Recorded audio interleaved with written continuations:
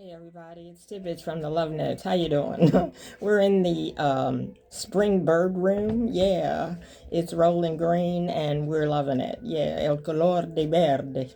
Yeah, we're loving it. So it's Tidbits from the Love Notes, and this share is about the importance of speaking honestly and truthfully to our loving God. Speaking honestly and truthfully to our loving God. If we speak with God, it can be any way. I know sometimes I'm just walking around and I'm speaking to God, saying things about needing His direction and His help in various ways. And it's not always in my prayer corner. I have a prayer corner that things that I've gotten from the Women's Institute, I've put in and developed a prayer corner just by getting prayerful things have been given to me as gifts, and I put them there. And if I get things that if I got too much, I just give them to other people to set up prayer corners. But I'm not always able to get down in my prayer corner or get up in my prayer corner and pray, but I can do it in conversation. So that's what this share is about today, about how important it is to speak honestly and truthfully to God.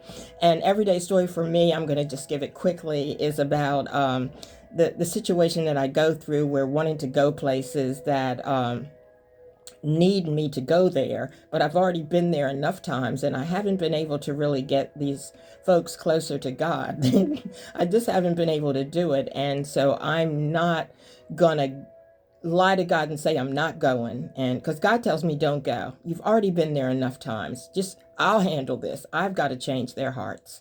You just be an example. So don't go even though you want to. So I'm not going to tell God that I'm not going to go and then go, because I'm very tempted, because it's a place that I've enjoyed and I still would enjoy it, but God is not there. God is not there. God is with me. So I gotta follow the instruction, and I cannot lie to God and say I'm not going and then go. And so that's what the message is a lot about. And so a lot of times we're just not ready to do the rightness that maybe God has for us. And sometimes we are, but God hears us. He hears us, and He knows our weaknesses and He knows our strengths. And, and we see it. We see our weaknesses and we see our strengths. And basically, we need God's strength. We need that, and we have to let God know that we do need that loving strength from Him, because sometimes it gets really difficult dealing with this world and the stuff that's going on, and to just stay and be patient.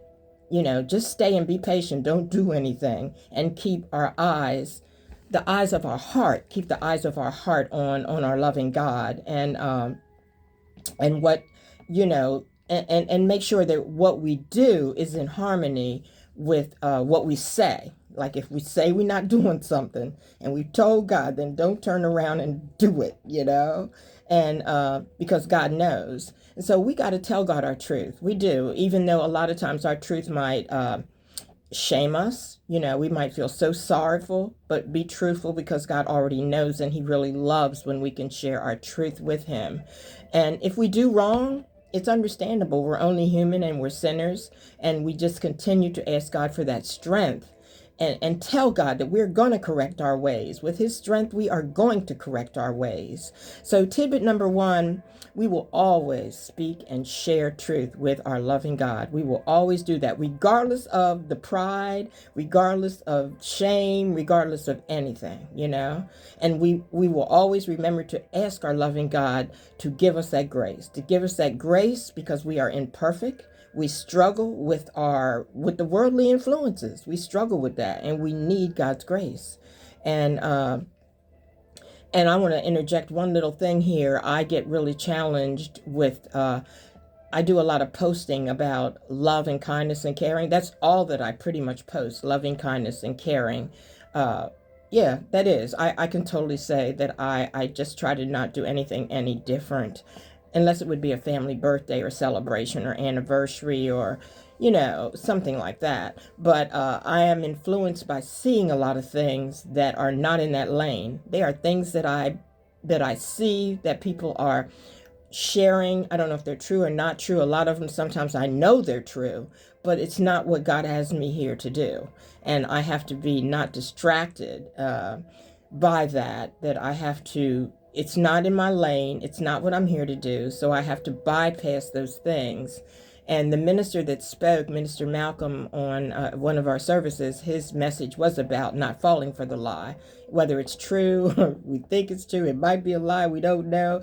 But don't fall for who you're not. Don't be saying anything about things that you're not sure of and they're not what God put you here to share. And I'm here to share about love, caring, kindness, and coming together. So I have to make sure I stay in that lane. And so the last tidbit is that we are going to be stronger.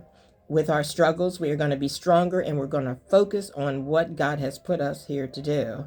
And now to get back to, this is the last thing I want to say, that this share, when it was shared at my service by Minister Malcolm, it was shared from Acts, the book of Acts, and it was the story of Ananias and Sapphira and how they received money. It was their money. They sold some land or property or whatever, and they had made a promise that they were going to give that money to God. And so then when they got the money, they took it, but then lied and said that was all.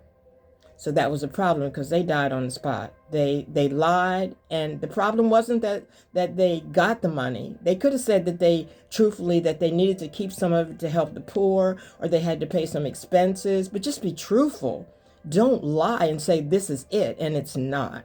And so that's where his text came from. And so that was what I was able to take this small a share from that about truthfulness. And so basically it just tells us that we have to be truthful to the Lord. He already knows, and we don't want to be shameful, before the heart of God. So, okay, so glad I got a chance to share with you today. I hope you got something from the message. I want you to eat healthy. I want you to do your exercises, drink your water, and keep loving others, and do your very best to do what God put you here to do. Okay, until next time, we love you. Bye-bye.